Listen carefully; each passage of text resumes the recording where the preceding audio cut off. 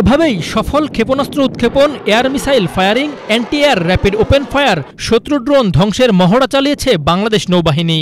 বঙ্গোপসাগরে বাংলাদেশ নৌবাহিনীর ৫ দিনব্যাপী মহড়া শেষ হয়েছে রবিবার, যেখানে ছিল দারুণ সব রণকৌশল। নৌবাহিনীর যুদ্ধজাহাজ ও বিশেষায়িত ইউনিটের অংশগ্রহণ ছিল নৌবাহিনীর মহড়ায়। শেষ দিন নৌবাহিনীর নৌযুদ্ধের বিভিন্ন রণকৌশল স্থান পায়। মহড়ায় অংশ নেয় বাংলাদেশ নৌবাহিনীর frigate, corvette, Minesweeper, petrol craft, missile boat সহ নৌবাহিনীর যুদ্ধজাহাজ। আরও ছিল মেরিটাইম পেট্রোল এয়ারক্রাফট ও হেলিকপ্টার।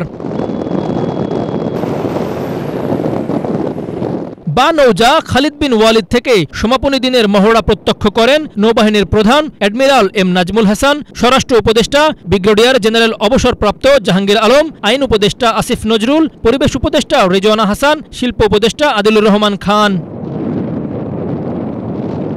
সমুদ্র এলাকায় দেশের সার্বভৌমত্ব সংরক্ষণ, সমুদ্র সম্পদের রক্ষণাবেক্ষণ, সমুদ্র পথের নিরাপত্তা বিধান সহ চোরাচালান রোধ, জলদস্যু দমন, উপকূলীয় এলাকায় জীববৈচিত্র্য সংরক্ষণ এবং সমুদ্র এলাকায় প্রহরা নিশ্চিতকরণ এ বার্ষিক মহড়ার মূল লক্ষ্য।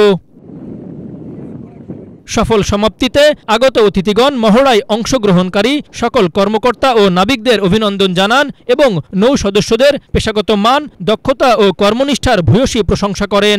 এছাড়াও উপস্থিত অতিথিগণ দেশের সমুদ্র সীমা রক্ষার পাশাপাশি জাতীয় অর্থনীতিতে বাংলাদেশ নৌবাহিনীর সক্রিয় ভূমিকারও প্রশংসা করেন। Banglavision news desk.